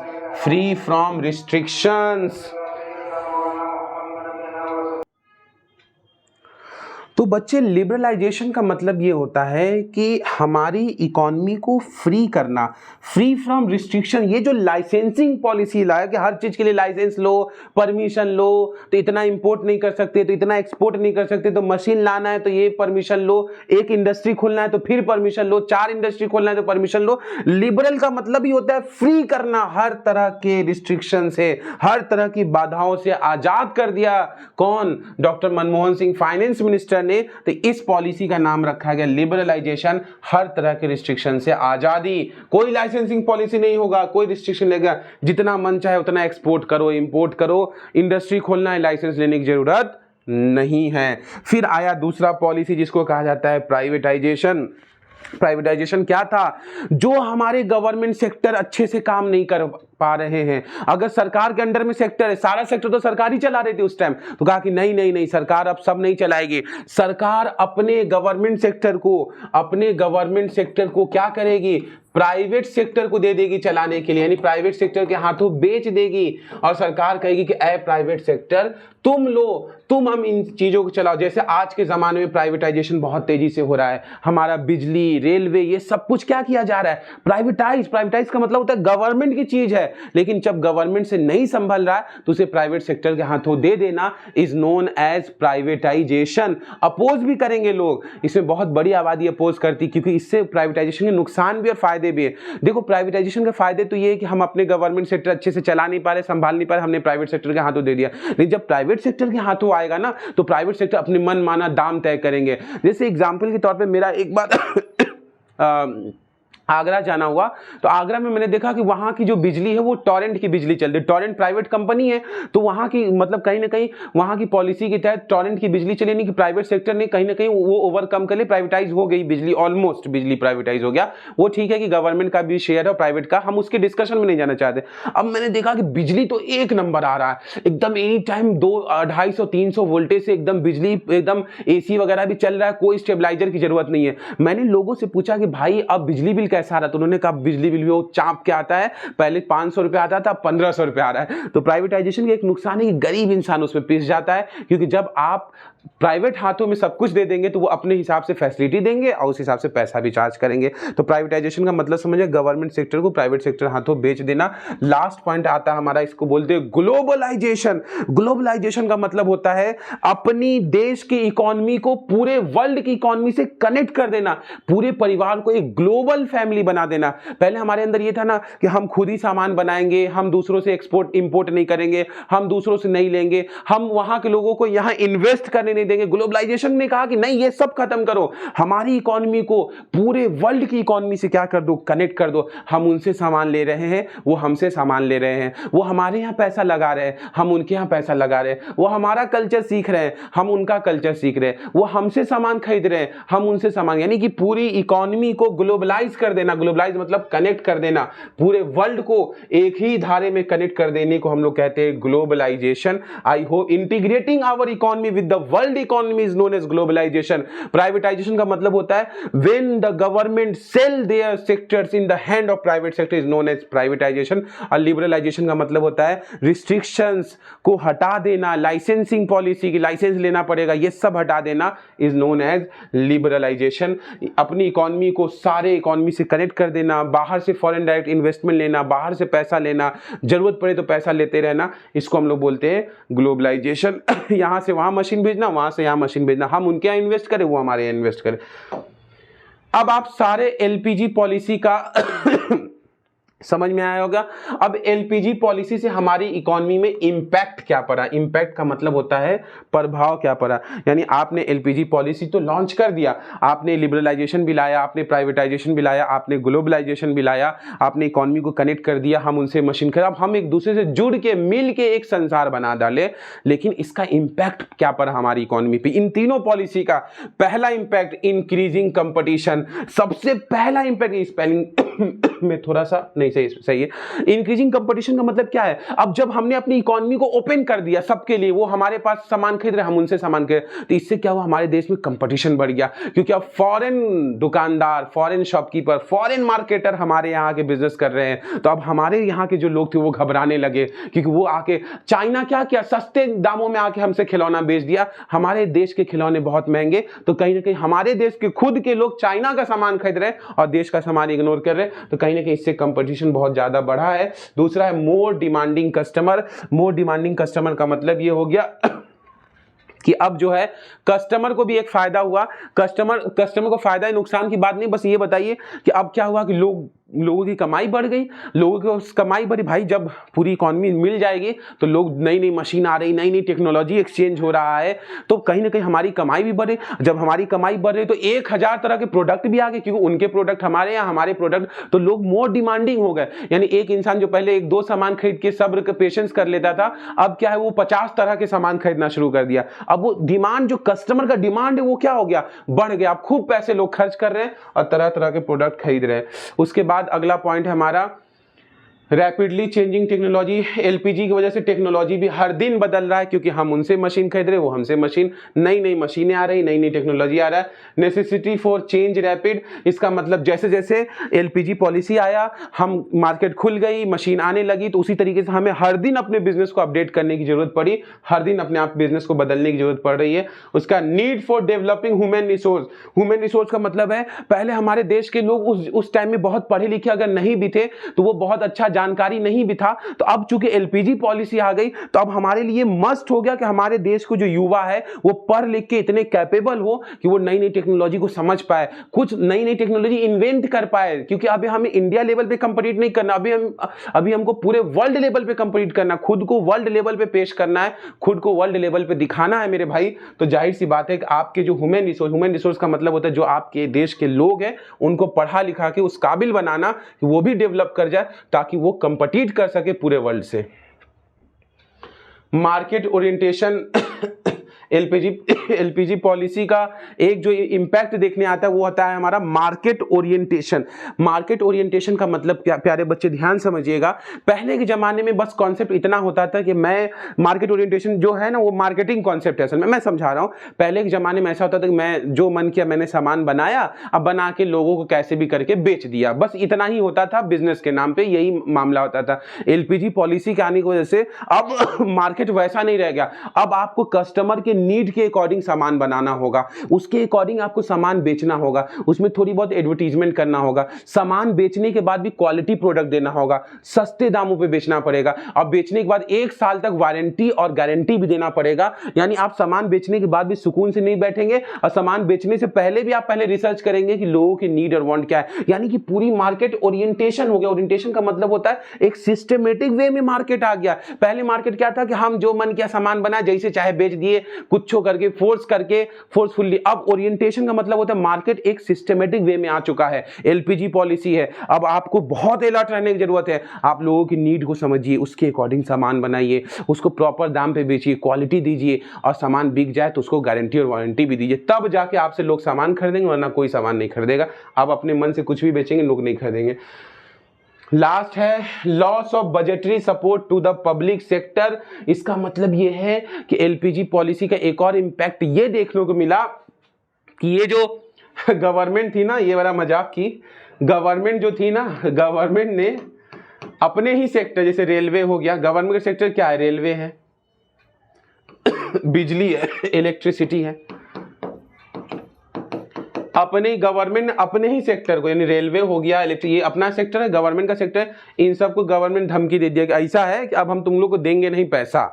अब बहुत बजटरी सपोर्ट बहुत करे, तुम लोग को बजट बना बना के दिए, बहुत पैसा दिए, अब तुम खुद उस काबिल बनो और खुद मुझे करके दिखाओ, तुम रेलवे को प्रॉफिट बना के दिखाओ, तुम इलेक्ट्रिसिटी को सही से चला के दिखाओ। अगर तुमने बिजली विभाग के डिपार्टमेंट को एकदम अलर्ट कर दिया, नहीं दोगे, नहीं बिजली विभाग सही से चला, रेलवे घाटे में ऐसी जाए, तो मैं बता रहा हूं कि मैं प्राइवेट सेक्टर के हाथों बेच दूंगा, अब फिर तुम्हारा सब नौकरी उकरी चली जाएगी, दिमाग सही हो जाएगा, हमसे बात ना करना। यानी कि गवर्नमेंट ने एलपीजी का एक इंपैक्ट ये पड़ा, प्राइवेटाइजेशन का एक इंपैक्ट ये पड़ा कि गवर्नमेंट अपने ही सेक्टर से बजट उठा लिया। यानी बजट देता था ऐसा नहीं, लेकिन बजट हिसाब से, पैसा हिसाब से दे रहा है, उनको कह रहा है कि तुम खुद सेल्फ सफिशिएंट बनो, खुद में रिसोर्सेज प्रोड्यूस करो, खुद प्रॉफिट मेकिंग बनो। बहुत हो गया, हमने बहुत मदद कर दिया तुम लोग का।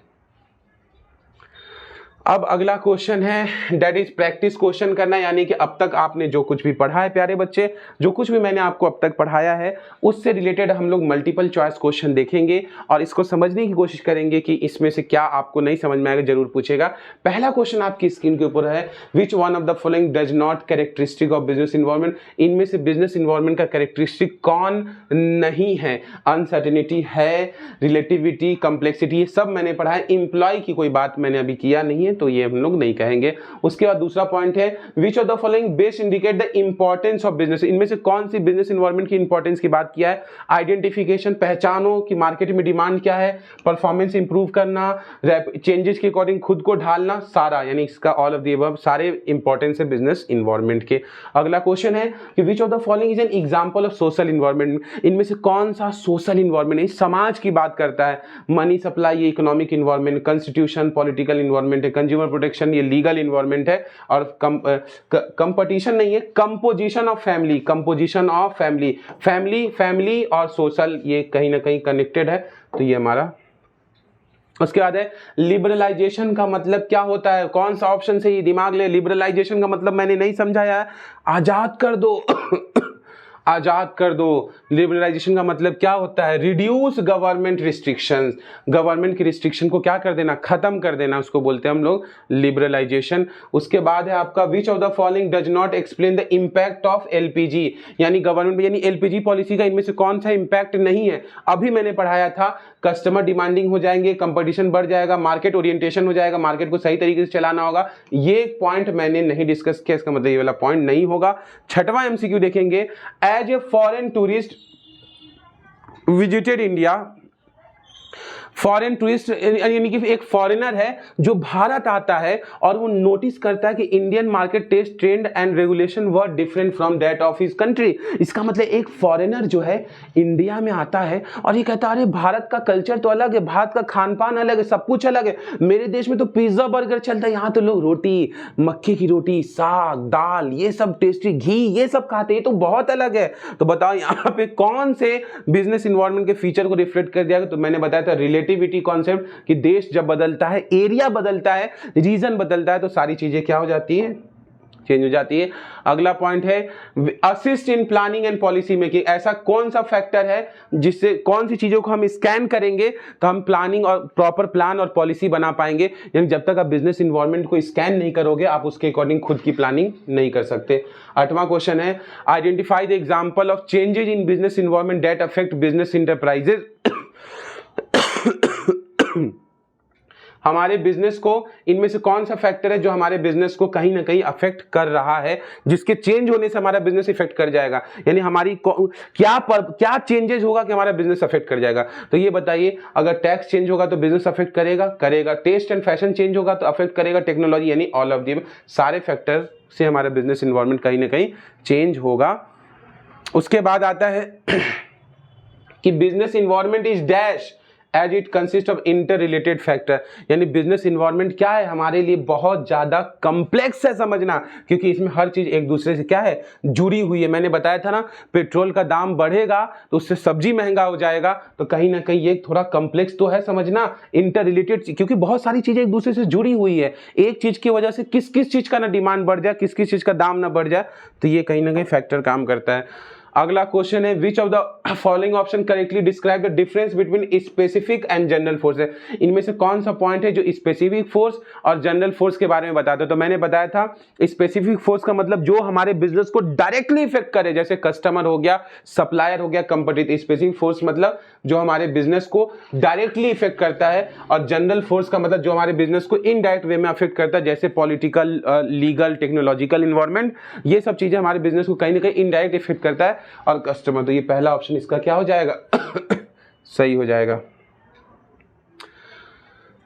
प्राइवेटाइजेशन की ऑब्स्टेकल मतलब प्राइवेटाइजेशन करने में क्या दिक्कतें आ रही है? भाई अगर हमारे देश की सरकार ने ये सोचा है कि हम अपने, यानी जो गवर्नमेंट के सेक्टर है उनको हम प्राइवेट सेक्टर के हाथों बेच देते, प्राइवेट सेक्टर ही अब उसको चलाएगा, तो उसमें क्या दिक्कतें हमको आ सकती है? गवर्नमेंट को क्या ऐसी रुकावट आएगी? तो जब आप प्राइवेटाइजेशन करने जाएंगे तो आपके जो लेबर है वो हड़ताल करेंगे, क्योंकि आपको मालूम है कि जब प्राइवेटाइजेशन होगा तो उनकी नौकरी चली जाएगी, क्योंकि वो प्राइवेट हो जाएगा। गवर्नमेंट जो इंसान सरकारी एम्प्लॉय है उस सेक्टर को आप प्राइवेट कर देंगे तो उनकी नौकरी नहीं जाएगी, तो ये लोग हड़ताल करेंगे, उसके बाद पैसे की दिक्कत हो जाएगी।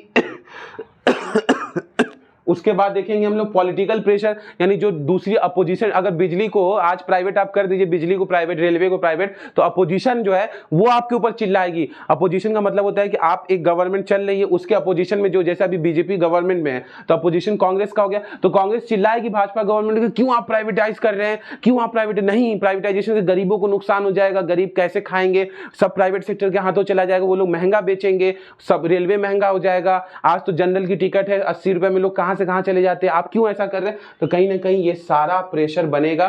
तो all of the above option यहाँ पे सही है कि प्राइवेटाइजेशन में जो दिक्कतें हैं वो लेबर भी दिक्कत कर सकते हैं, दूसरा लोगों को पैसे की भी प्रॉब्लम हो जाएगी कि सारी चीजें महंगी हो जाएगी, पॉलिटिकल प्रेशर भी पड़ेगा, तो सारे ऑप्शन सही है।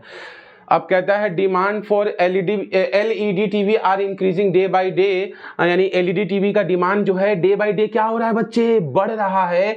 10 TV manufacturing company have started making LED TV instead of LCD TV. जो आजकल जो दीवार में लगाने वाला टीवी नहीं आता, जो दीवार से एकदम चिपका रहता है, वो उसका डिमांड कहीं ना कहीं क्या हो गया है, बहुत तेजी से बढ़ रहा है एज कंपेयर टू वो जो टीवी की शक्ल में एलसीडी आता था पहले कि ऐसे रखा रहता है बॉक्स नुमा, वो अब कोई नहीं खरीदता, एलईडी का डिमांड बढ़ रहा है। तो ये बिजनेस इन्वायरमेंट को कौन से इंपॉर्टेंस फैक्टर को दिखा रहा है, तो इसको बोलते हैं कि कहीं ना कहीं ये helps in कॉपिंग with rapid changes, यानी जैसे जैसे माहौल बदल रहा है वैसे वैसे हमने अपनी डिमांड टेक्नोलॉजी भी बदल दिया। जब उसका डिमांड एलसीडी का था तो हम एलसीडी दिए, आज एलईडी का जमाना है तो हम एलईडी दे रहे हैं। तो जैसे जैसे चेंजेस आ रही है हम अपने बिजनेस को भी उसी के अकॉर्डिंग बदल रहे हैं। उसके बाद है nothing can be said with certainty about the factor of business environment. Business environment में कुछ भी सर्टेन नहीं है। सर्टेन का मतलब होता है कुछ भी चीज फिक्स नहीं है कि कब क्या हो जाए। आपको मालूम है, आपको किसी को पता था कि कोरोना आने वाला है, 2-3-4 साल हम घर में पैक हो जाएंगे, कोई कमाने, तो यही बिजनेस है, यही इन्वायरमेंट है, कभी भी कुछ भी हो सकता है। इसका मतलब कहीं ना कहीं हम कह सकते हैं कि business environment is dynamic in nature. Dynamic का मतलब होता है हर दिन बदल रहा है, हर रोज बदल रहा है, कब क्या हो जाए कोई नहीं जानता। तो ये बात आपके दिमाग में होना चाहिए। उसके बाद कहता है which of the following is not a challenge faced by LPG policy change. LPG की पॉलिसी बदलने से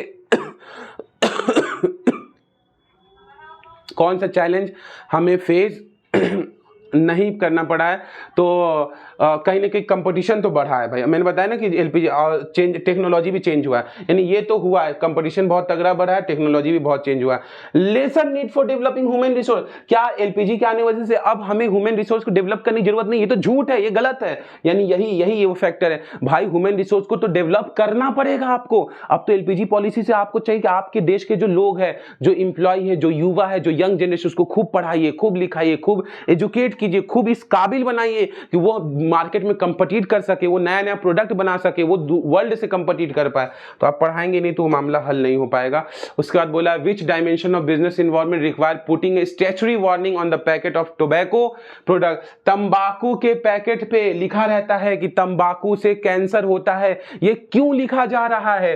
क्योंकि कानून में कहा गया है कि लिखना होगा, जब कोई नशीली पदार्थ बेचेंगे तो लिखना होगा। Which dimension of business environment concerned with improvement and innovation? नई नई चीजें लाना, नया नया चेंजेस लाना, नई अपडेट करना, कुछ नया करना, ये कौन से बिजनेस इन्वायरमेंट का डायमेंशन है? ये हम टेक्नोलॉजिकल इन्वायरमेंट की बात कर रहे हैं।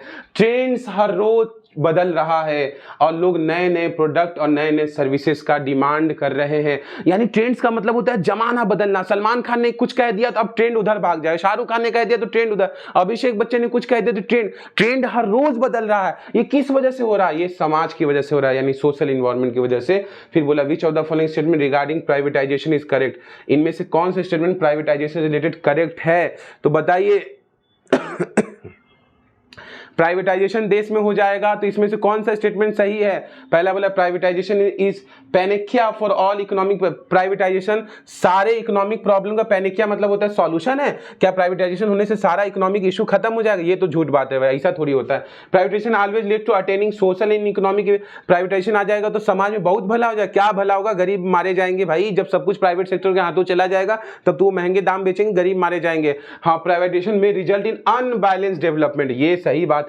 जब प्राइवेटाइजेशन होगा ना देश में, सब कुछ प्राइवेट सेक्टर, तो अनबैलेंस ग्रोथ होगा।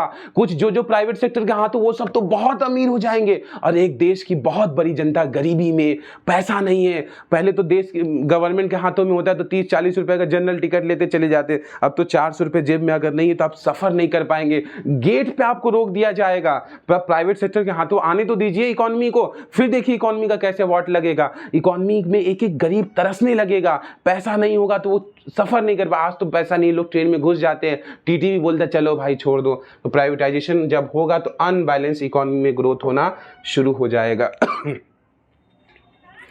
लोकसभा इलेक्शन के आते ही बॉम्बे स्टॉक एक्सचेंज का प्राइस इंडेक्स जो है वो 2800 पॉइंट क्या हो गया है रोज बढ़ गया है, यानी कि लोकसभा इलेक्शन की वजह, यानी कि देखिए इलेक्शन की वजह, इलेक्शन कैसा मुद्दा है, इलेक्शन आप एक पॉलिटिकल मुद्दा है, तो एक इलेक्शन जैसे ही हुआ स्टॉक एक्सचेंज हाई हो गया। यानी आप देखिए कि एक गवर्नमेंट, यानी कि लोकसभा इलेक्शन, यानी कि जब इलेक्शन एक पॉलिटिकल मुद्दा है, इलेक्शन की वजह से क्या हुआ, ध्यान समझिएगा, इसको थोड़ा सा समझने की कोशिश करिएगा। जब इलेक्शन की वजह से आपका स्टॉक एक्सचेंज का जो है मामला क्या हुआ कि बहुत तेजी से क्या हो गया, बढ़ गया। तो इलेक्शन की वजह से स्टॉक एक्सचेंज भाग गया, शेयर की प्राइस बढ़ गई, शेयर महंगा हो गया, शेयर 2800 पॉइंट और ऊपर चला गया हमारी इकोनॉमी। तो कहीं ना कहीं ये हमारा ड्यू टू पॉलिटिकल इन्वायरमेंट हो जाएगा। उसके बाद अगला क्वेश्चन है, business enterprises can not work in, business enterprise कौन से माहौल में काम नहीं कर सकती है, तो बिजनेस इन्वायरमेंट कभी भी आइसोलेटेड माहौल, आइसोलेटेड का मतलब होता है एकांत,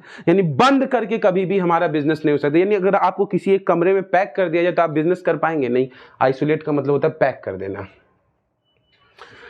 refers to change and inclination of towards new product, यानी आज के जमाने में जो हमारी यंग जनरेशन वो हमेशा नए नए प्रोडक्ट को आजमा रही है। ये किस वजह से होता है, ये ट्रेंड चेंज हुए, यानी ट्रेंड जब चेंज होता है, यानी कि लोगों का जब रहना सहना, जीना खाना पीना और माहौल और सोच बदलती है, तो कहीं ना कहीं इससे नजरिया भी क्या होने लगता है बदलने लगता है। विच इज इंक्लूडेड, इनमें से कौन लीगल मतलब कानूनी, कोर्ट जजमेंट लीगल इन्वायरमेंट में आएगा, सही है। गवर्नमेंट के द्वारा कोई एक्ट पास किया, 8 ने एक्ट पास किया, कानून पास किया गया, या स्टेचुटरी वार्निंग दी गई है। वार्निंग का मतलब वही जो लिखा रहता है ना, तंबाकू से कैंसर होता है, ये क्या है, वार्निंग दिया गया किसी प्रोडक्ट पे, प्रिस्क्राइब किया गया किसी प्रोडक्ट पे कोई वार्निंग दिया जा रहा है। स्टेचुटरी मतलब होता है कंपलसरी वार्निंग, सरकार कहती है कि आपको एक वार्निंग लिख कर उस पर छापना है ताकि लोगों को पता चले कि अगर कोई ऐसा कुछ प्रोडक्ट खाएगा तो उसको कहीं ना कहीं नुकसान होगा। ये क्या है हमारा, ये हमारा ऑल ऑफ द अबव सही है, यानी कि ये तीनों लीगल इन्वायरमेंट में आएगा। तो आई होप कितना समझ में आया होगा। उसके बाद क्या है कि लिबरलाइजेशन, प्राइवेटाइजेशन और ग्लोबलाइजेशन, ये क्या है, ये हमारी इकोनॉमी में रिफॉर्म आया था कब, 1991 में। कौन सी पॉलिसी के तहत, एलपीजी पॉलिसी के तहत। कौन लाए थे, डॉक्टर मनमोहन सिंह। उसके बाद है management needs to be dynamically competent, management को चाहिए कि वो हर रोज अपनी आप को चेंज करे। जैसे कि चेंज क्या हुआ था कि जब सीडी का जमाना था, सीडी यानी जो कैसेट लगा के लोग सुनते थे, आज समाचार में आप देख रहे हैं दैनिक भास्कर। उसके बाद सीडी का जमाने से जब लोगों को माहौल बदला, लोग थोड़े से वीडियो के शौकीन हो गए, यानी कि लोग वीडियो के फॉर्म में चीजों को देखना चाहते, तो सीडी का जमाना क्या हो गया, बदल गया। और नया जमाना जो आया वो वीडियोस का जमाना आया, यानी डीवीडीज का जमाना आया, जिसमें लोग टीवी पे चीजों को देखना। तो ये क्या है, ये किस तरह का चेंजेज है, तो सीडी से डीवीडी पे आना, ये कहीं ना कहीं हमारा टेक्नोलॉजिकल चेंजेस को दिखाता है। उसके बाद अगला पेज है कि Fiscon electrical limited was operating its business in London, यानी एक कंपनी है जो कि बिजली इलेक्ट्रिकल प्रोडक्ट बनाती है, और उस कंपनी कहाँ पे है, लंदन में है। The company started exporting its product to India, London से कंपनी जो है सामान कहाँ भेज रही है, इंडिया में, यानी कंपनी लंदन की, लंदन से सामान आ रहा है अपने देश यानी इंडिया में। When the prime minister announce relaxation in import duty, तो प्राइम मिनिस्टर ने भी एक सुविधा दिया कि देखो भाई, अगर तुम हमारे देश को सामान बेचोगे तो हम तुमसे बहुत ज़्यादा टैक्स नहीं लेंगे, बॉर्डर पे टैक्स नहीं लेंगे, तुम मस्त सामान लेकर आओ, हमारे देश को बेचो, हम तुम्हें अलाउ कर रहे हैं, आओ कोई दिक्कत नहीं है मेरे भाई, आओ आओ कोई दिक्कत नहीं है, तुम आओ सामान बेचो, कोई दिक्कत नहीं है। The company also appointed retailer in India and direct link to the supply to replace. उसके बाद कंपनी यही नहीं, तो हमारे देश की सरकार ने क्या किया कि हमारे देश की सरकार ने अपने दुकानदारों से कहा कि देखो हमारा भाई है वो, और फॉरेनर है, फॉरेन के लोग हमारे देश में आ रहे सामान बेचने, कुछ स्टॉक भेज रहे, तो तुम लोग अपनी छोटी छोटी यहाँ पे दुकानें खोल लो, उनका सामान यहाँ पे खरीदो, स्टॉक बनाओ और अपने देश में उसको सप्लाई करो। फॉरेन से सामान खरीदा जा रहा है और अपने देश में उसे क्या किया जा रहा है, कहीं ना कहीं बेचा जा रहा है। और इससे क्या हो रहा है कि छोटे छोटे रिटेल शॉप जो बनाए जा रहे हैं, जहाँ पे हमारा स्टॉक मेंटेन हो रहा है, और जब जब जरूरत पड़ेगा वो स्टॉक क्या किया जाएगा, मेंटेन किया जाएगा। तो कहीं ना कहीं जो सरकार का इनिशिएटिव है कि टैक्स, सरकार तो ही इजाज़त दी है ना कि हम उसके टैक्स को कम कर देंगे, और कहीं ना कहीं उससे हमारा स्टॉक भी बनाया जा रहा है, सप्लायर, कस्टमर, और ये छोटी छोटी दुकानें खुली जा रही है। यानी कि फॉरेन से सामान आ रहा है, हमारे देश में जब आ रहा है तो उसमें हम टैक्स नहीं चार्ज कर रहे। हमारे देश की सरकार ने यानी कि कि कहीं ना कहीं सरकार का भी यहाँ रोल आया, और टैक्सेशन पॉलिसी, टैक्स वगैरह भी, तो कहीं ना कहीं इकोनॉमिक इन्वायरमेंट की बात सरकार भी, और टैक्स मतलब इकोनॉमिक इन्वायरमेंट की भी बात हो रही है। इसमें दोनों ऑप्शन यहाँ फॉलो हो रहा है कि सरकार का भी रोल हो गया और टैक्स भी कम किया जाए, इंपोर्ट ड्यूटी भी कम किया जा रहा है, तो ये हमारा इकोनॉमिकल इन्वायरमेंट होता है। इकोनॉमिकल और पॉलिटिकल इन्वायरमेंट दोनों का यहाँ बात हो गया है। उसके बाद many multinational food giants such as McDonald's, Domino's have altered their menu according to India taste and culture. Name the dimension of business environment which is responsible for this step. इसका मतलब है कि जो बड़ी बड़ी विदेशों की कंपनी मैकडोनाल्ड वगैरह, इन लोगों ने भी भारतीय भोजन व्यंजन अपने यहाँ रखना शुरू किया, ताकि जो भारतीय कस्टमर है, जैसे हमारे देश के बहुत सारे लोग बाहर रहते हैं, उनका मन होता है कि यार वही दाल, अरहर की दाल, मक्के की साग और मक्के की रोटी और साग, ये सब खाने को, तो मैकडोनाल्ड वालों ने ये तक कर दिया कि ठीक है, अगर किसी को ये सारी चीजें खाना है, इनको पसंद है, तो हम अपने यहाँ बाहर की बात, देखो मैकडोनाल्ड बाहर की कंपनी होके भी हमारे देश के लोगों के लिए वो सब खाना बना रही जो हमारे देश के लोग खाते हैं। ये कहीं ना कहीं सोशल इन्वायरमेंट का पार्ट है, समाज के लिए कुछ कर रही है। उसके बाद हम लोग बात करें, the dash mean the sum total of all individual institution and forces that affect our business. तो ये बताओ, वो सारे लोग या कोई सरकार या वो हर फोर्स, हर तरह की चीजें जो हमारी बिजनेस को कहीं ना कहीं अफेक्ट कर रहा है, तो वो क्या कहलाता है? वो कहलाता है हमारा बिजनेस इन्वायरमेंट। उसके बाद बात करें spirit of invention, invention and innovation, कुछ नया करना है, कुछ नया बनाना है, टेक्नोलॉजिकल इन्वायरमेंट। इसका सिंपल आंसर देखते ही टिक कर दो। उसके बाद बोला है seeing the need of connecting restaurant food outlet, Zomato ने लॉन्च कर दिया अपना ऐप। अच्छा, जब देखा कि हमारे जो देश के कस्टमर है या हमारे लोग हैं, वो अलग अलग रेस्टोरेंट से खाना पसंद करते हैं, वहां का पिज्जा अच्छा है, वहां का ये अच्छा है, वहां का बर्गर अच्छा है, वहां का ये अलग अलग आइटम अलग अलग जगह पे अच्छा है, तो यहां पे क्या किया गया कि जोमेटो ने इस अपॉर्चुनिटी को देखा। ध्यान समझिए, जोमेटो एक कंपनी है जो लोगों को फूड डिलीवरी देती है, आपने यूज किया होगा। जोमेटो ने देखा कि लोग अलग अलग रेस्टोरेंट का खाना खाना पसंद करते हैं, तो जोमेटो ने अपने ही में सारे रेस्टोरेंट को ऐड कर दिया और जोमेटो एक ऐप बना दिया। जोमेटो ऐप आप यूज भी करते होंगे, और सारे रेस्टोरेंट को उसमें ऐड कर दिया, और जोमेटो बन गया एकदम नंबर 1 कंपनी आज के टाइम में फूड डिलीवरी के मामले में। और वो क्या किया, उसने अपॉर्चुनिटी को पहचाना, उसको ग्रैब किया, उसको पहले सबसे पहले फायदा उठाया। तो क्या हुआ, उसने एक अपॉर्चुनिटी पहचाना कि लोगों को अलग अलग रेस्टोरेंट का खाना पसंद है, अपॉर्चुनिटी को पहचाना और ऐप लॉन्च कर दिया और लोग उससे जुड़ गए। हमारे प्राइम मिनिस्टर नरेंद्र मोदी जी ने एक स्लोगन दिया था, मेक इन इंडिया।